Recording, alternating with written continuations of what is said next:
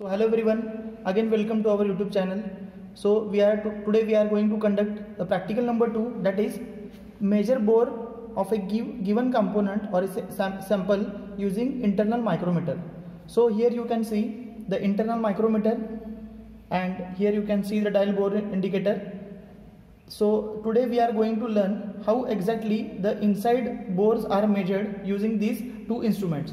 So let us see what kind of outcomes we are getting from this particular practical, that is practical number 2, measurement of bore. So here you can see relevant course outcomes, that is select the relevant instrument for measurement, and from this practical we are going to measure bores of a given sample using internal micrometer and dial bore indicator. So further you can see the observation table, and here you can see the observation calculations. First of all, we have to measure using inside micrometer. We have to measure the bore using inside micrometer. Then second, the table number B, you can see here measurement using dial bore indicator. So there are two instruments already we have seen here. The first one is inside micrometer and the second one is dial bore indicator. So if you want, you can copy down the observation table. First of all, you can see name of workpiece. Here we are going to take a ring. You can see here the component. So we have to measure the inside bore of this ring, or we are going to measure this hole. So by using inside micrometer we are going to measure this bore, and here you can see inside micrometer, which is the parental instrument of a micrometer screw gauge. The total principle of this instrument is based on micrometer screw gauge. So here it is the rotating scale.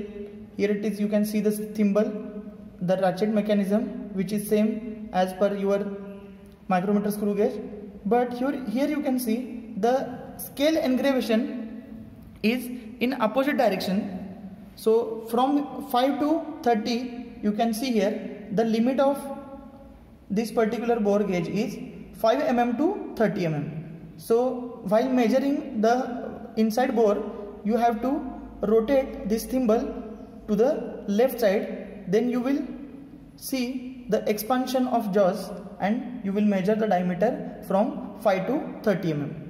So here it is the table, the reading on main scale, then reading on vernier, that is here you can see the reading on circular scale, and then finally MSR plus LC into circular scale. So finally you will get this final reading. Similarly, you can see here measurement using bore indicator. So here it is the bore indicator. With the help of dial indicator, we are going to assemble this dial indicator with the bore indicator. Then we are going to use this by using masterpiece. Here you can see the component which is master. Then here we are going to put it in this hole, and we are going to set the value of this particular bore with respect to dial indicator, and we are going to set here the value of particular bore with 0 dial reading. And with respect to this standard or masterpiece, we are going to inspect. I am saying inspect because we are not going to read anything. We are going to just compare this bore dimension with respect to this masterpiece, and we are going to inspect these particular samples or components. So in today's practical, we are going to see these two instruments. First of all, we are going to see the inside micrometer. So let us see how exactly the readings are taken using inside micrometer. So here you can see a standard piece with 5 mm. So here you can see the 5 mm engraved on the masterpiece. So first of all, you have to place this with your jaws and make sure that the jaws are exactly of 5 mm. So I can put here, and you can see over here it is perfectly matching with 5 line and 0 reading. So first of all you have to make sure your jaws are perfectly matching with your 0 reading. So then you can find out, or you can calculate, or you can measure the remaining component. So here we are going to measure the first diameter of first component. You can see the component, you can see, or you can give it as a name as a component A. So let us take the reading of a component A. So the first one is component A. So first of all we are going to take the reading of main scale reading. Let us see. You have to put here with respect to this bore, and you have to expand these jaws using this thimble, rotating thimble. Make sure that your component should not be moved with that axis while taking reading. So it is the correct method. You can see here, as the jaws expanding, it is matching with or it is coincide with its axis. So now here you can see it is the perfect reading. So here, from here you can see here the last engraved scale marking is 10. From this 10 it is become 10.5, the engraved value, that is 0.5. then next one it is 11. So it is not completed the 11, so we are going to take the value of main scale, that is 10.5, because as we seen earlier practical, the least count of a micrometer screw gauge LC is equal to what? First of all, the smallest division on that particular scale upon total number of division on vernier scale or main scale. So total number of division are 50, and the smallest division, as we have earlier seen, that is the from 11, in between 11 and 10 you can see the line of 10.50 or 10.5. so it is the minimum reading that can be taken from this particular instrument, that is 0.5. so the least count will become 0.01 mm. So the final reading or main reading is 10.5 mm. So let us take the total reading. So here you can see the main scale reading is 20, 21, 22, 23, 24 and 25. So it is 21. So you can see the main circular scale reading is 21 mm. So the total reading is what we have seen earlier, main scale reading, here it is, plus least count, as we have seen earlier, this is least count, that is 0.01 into, you can see here LC, into circular scale, that is CS. So the main scale reading is 10.5 plus 21, 0.01 into circular scale reading is 21 mm. So we cannot say it as a mm, it is a divisions. So 21, 21, bracket complete. So the final reading will become 10.5 plus 0.21. So it will become 10.71 mm. So it is the final reading. So the inside bore diameter of this particular component is nothing but 10.71 mm. So this is the standard procedure to carry out or to measure the inside bore of a particular component. Let us see once again the part number 2, that is we can say it as a A1 or you can give the value, a sample name as a B. So we are done with the sample A. So let us see, we are carrying the next reading with sample B. So here you can also make it 0 or you can carry forward from that particular position. let us see. Let us take another reading. So here again you can see it is totally visible line, that is 11.5 is a visible line, 11 is a visible line, and in between you can see the smallest division in between them is 0.5. So you can take as a 10.5. Again we are going to take down the main scale reading is 10.5 mm, and we are going to calculate the reading of circular scale, that is it is coinciding with the value 15, 16, 17 to 20, 20 and 21. So again you can see here the reading is 21. So circular scale is having the reading 21. So as per the calculation, it is for A.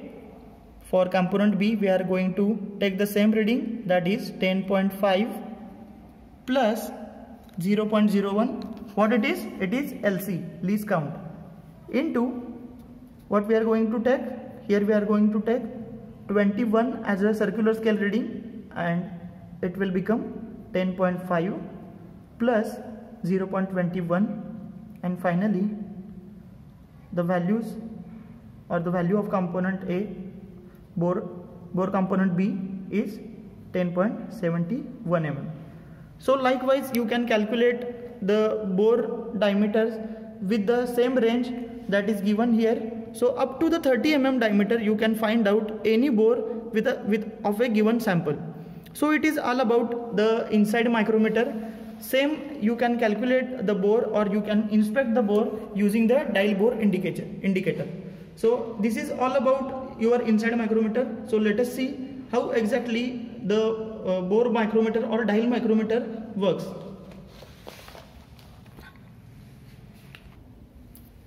So the second instrument or device for measurement of bore is dial bore indicator. Here you can see the attachments given for the dial bore indicators are, so here you can see the point or the tip which can be detachable for the given instrument. So here you can, with the help of this spanner, you can dismantle this, and as per the bore diameter you can adjust all these setups with the help of this spanner, and as per the bore diameter you can finally attach here, and you can take or you can inspect these bores. So for this masterpiece or for this component we are going to take the maximum value tip, that is of 34 mm. So here we can take, as already I have attached with this. So here I am going to assemble this tip or this point, and you can see for better rolling contact you can see here the ball bearing or the ball is given to minimize the wear inside the bore, so that you can take smooth readings as well as you can eliminate the errors. So here you can see the dial bore indicator. It is the manufacturer of this particular dial indicator is Baker's. You can see here the range in between it works, that is 0.01 to 10 mm. So the plunger movement is up to 10 mm. So the one revolution, here you can see one big pointer and another you can see the small pointer which is inside the bore dial. So you can see it is also from 0 to 9, that is as the one revolution completes, it takes 10 mm to travel this plunger. So here the minimum reading that can be taken from the particular pointer is nothing but 0.01 mm, that is 1 micron. So first of all let us see how exactly the construction of particular dial gauge is done. So here you can see the rotatable scale, that is called the bezel. So this particular bezel is tightened with this screw, and you can tighten it to fix the particular scale range, and here are the movable pointers are given to set your tolerance range. Here you can see if your tolerance is plus minus 10 mm or plus minus 10 micron, you can set them with respect to or with varying these particular pointers. And in between, if the pointer is in between traveling this range, then those products are accepted, otherwise those rejected or those have to rework. So let us see how exactly it is assembled with this particular tongue. So here you can see, giving the minimum pressure to the plunger and let it move, and then you have to tighten the screw and make sure that the plunger is tightened with minimum pressure, or that is optimum pressure. Here you can see the pointer which is going to touch inside the wall of bore, and after this movement you can see over there the plunger pointer is moving. So you can find out there the plunger pointer is moving. So by this principle, here you can find out inside this the mechanical linkages are attached, and those are making the movement of a plunger, and that plunger is directly transmits the motion to that true and pro plunger, and directly it rotates the pointer. So here first of all let us see the masterpiece. So these are the components, as earlier we have seen A and B. So these are the A and B components, and here it is the masterpiece or the masterpiece from which we are going to compare the other samples. So while taking the reading, first of all you have to set the masterpiece with respect to 0 dial position or with respect to 0. So make sure while checking the readings, make sure that it must be perpendicular to the surface plate, and here we have set the 0 value, and you can see over here some movement that is allowable or tolerated movement is there. So you can set it for the 0, and